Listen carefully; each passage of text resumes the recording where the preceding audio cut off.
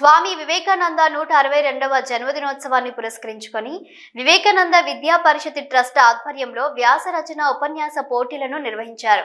Trust director doctor Polsani Ram Kiran Vivekananda విద్యా పరిషత్ trust ఆధ్వర్యంలో వివేకానంద జయంతి స్వామి వివేకానంద 162వ జన్మదినోత్సవాన్ని పురస్కరించుకొని వివేకానంద విద్యా పరిషత్ ట్రస్ట్ ఆధ్వర్యంలో వ్యాస రచన ఉపన్యాస పోటీలను నిర్వహించారని trust director doctor Polsani Ravikiran ఈ సందర్భంగా మాట్లాడుతూ వ్యాస క్విజ్ పోటీలు నిర్వహించడం ద్వారా విద్యార్థుల్లో కొత్త ఆలోచనల ఆవిష్కరణలకు మార్గం చూపుతుందన్నారు.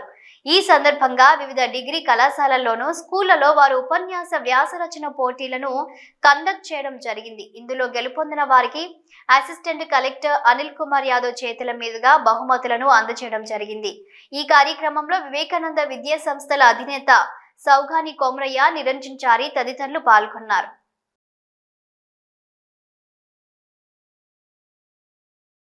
You can think in 1900 when we were in slavery, we were in under colonization, we were forced to thought that we are inferior. At that time Swami went to Chicago, and in Chicago also he faced lot of discrimination. His speech was at the last when people start feeling frustrated, irritated, many of start going away from that conference.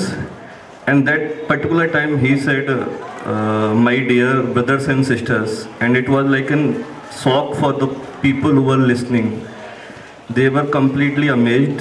They start clapping for at least 2 minutes for the Vivekanand. This was the power of the Vivekanand. This was the power of his character. In my class 8th, I performed a function on Vivekanand, and that time for me it was a very golden opportunity to learn about Vivekanand, his ideas.